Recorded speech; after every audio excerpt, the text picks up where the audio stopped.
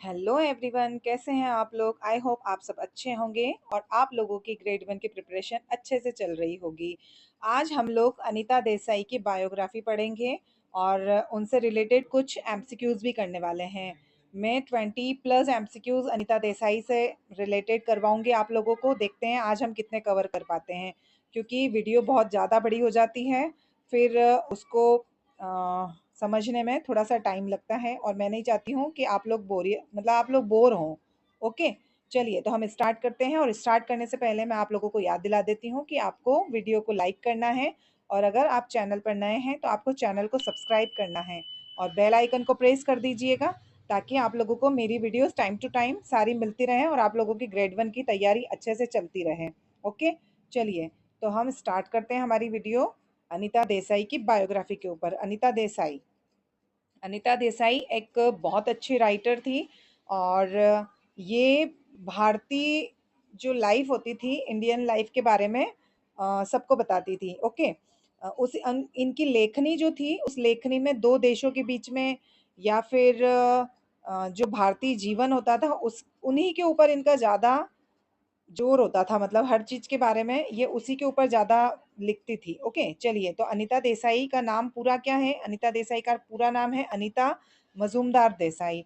और इनकी date of birth क्या है, इनका जन्म कहाँ हुआ था और कब हुआ था। तो इनका जन्म हुआ था 24 जून को 1937 में और मसूरी में हुआ था। इंडिया के मसूरी में इनका जन्म हुआ था।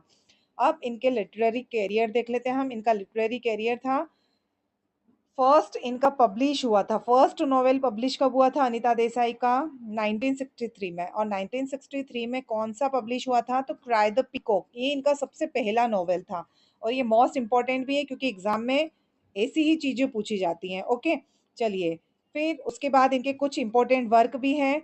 जैसे फर्स्ट में है क्लियर लाइट ऑफ डे, ये 1980 में पब्लिश हुआ था।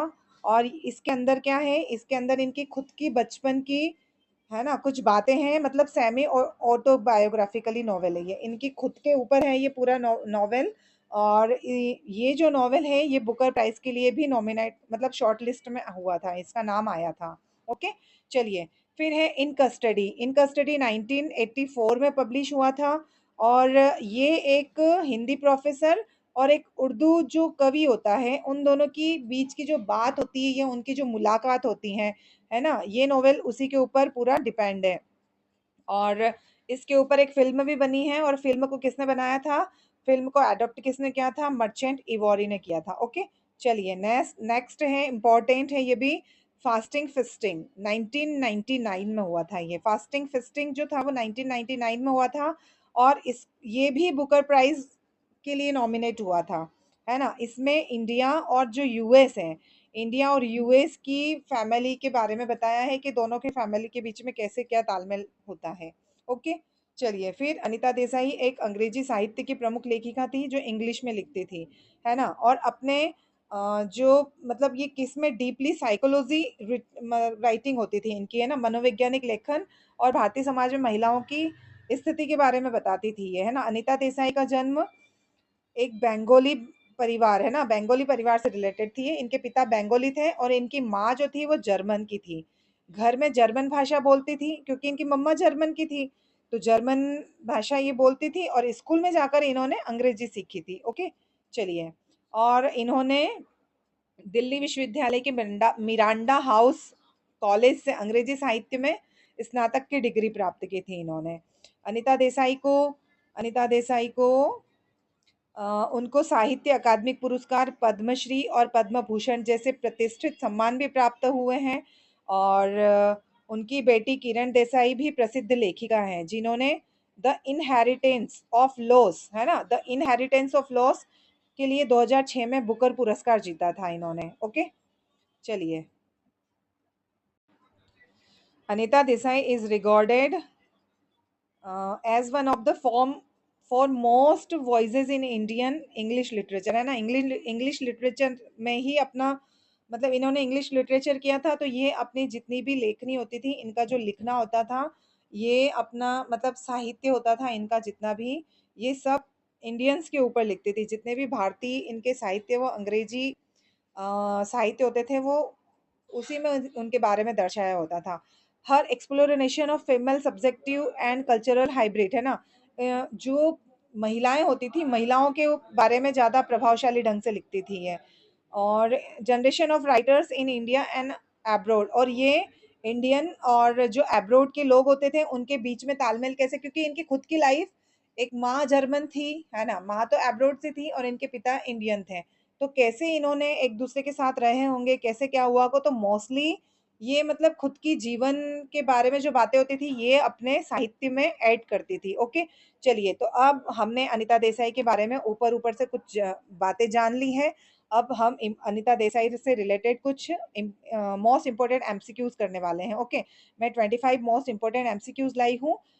आज हम 10 कवर करते हैं, उसके बाद नेक्स्ट वीडियो में मैं और इसके बता दूंगी एमसीक्यूज आपको। ओके, तो फर्स्ट हमारा क्वेश्चन है, in which year was Anita Desai born?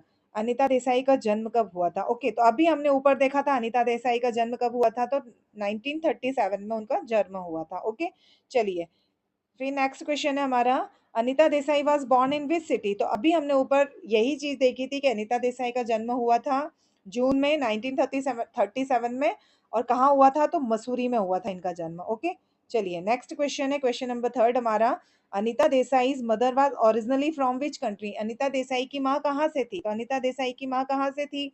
Germany से थी। चलिए, नेक्स्ट क्वेश्चन है हमारा, which was Anita Desai debut novel? Anita Desai ने कौन से नॉवेल से डिब्यूट किया था, उनका कौन सा नॉवेल सबसे पहले आया था? ओके, तो हमने पढ़ा था कि अनीता देसाई का सबसे पहला नॉवेल जो था वो नॉवेल था क्राई द पिकॉक। ओके, चलिए, आई होप आपको यहाँ सब कुछ अच्छे से समझ में, क्लियरली समझ में आ रहा होगा।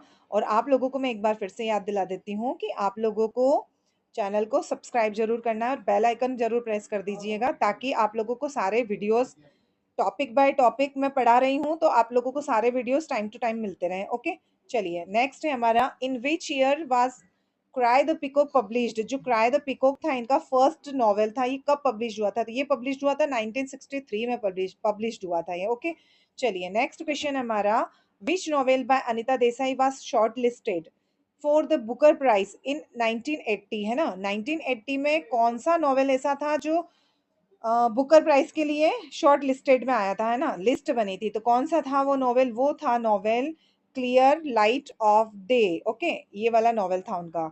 चलिए, नेक्स्ट क्वेश्चन है हमारा, which of the following novel by Anita Desai is set in the hill station of Kasauli? अब जो हिल स्टेशन कसोली है उससे संबंधित कौन सा नॉवेल है ना, जो वहां पे सेट हुआ है, या उसका पूरा उसमें जिक्र है, तो कौन सा नॉवेल था? वो नॉवेल था फायर ऑन माउंटेन। अब इसको ऐसे भी याद रख सकते हो कि हिल स्टेशन कहाँ होते हैं? माउंटेन में ही होते हैं। ओके, तो माउंटेन में ही होते हैं, तो हमारा फायर ऑन माउंटेन जो है ये हिल स्टेशन कसोली से रिलेटेड है। चलिए, नेक्स्ट क्वेश्चन हमारा क्वेश्चन नंबर 8 है, which novel of Anita Desai is written for children? है ना, उन्होंने बच्चों के लिए कौन सा नॉवेल लिखा था? तो उन्होंने लिखा था novel the village by the sea. Okay, चलिए, नेक्स्ट क्वेश्चन हमारा question number 9, Anita Desai won the Sahitya Akademi award for which book? है ना, कौन सी बुक थी जिसके लिए उन्होंने साहित्य अकादमी पुरस्कार जीता था?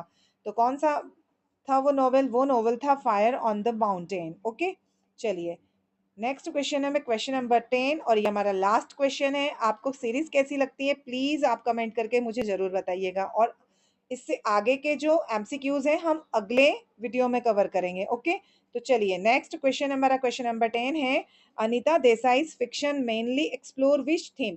अनीता देसाई जो फिक्शंस लिखती थी उनकी मेन थीम क्या होती थी?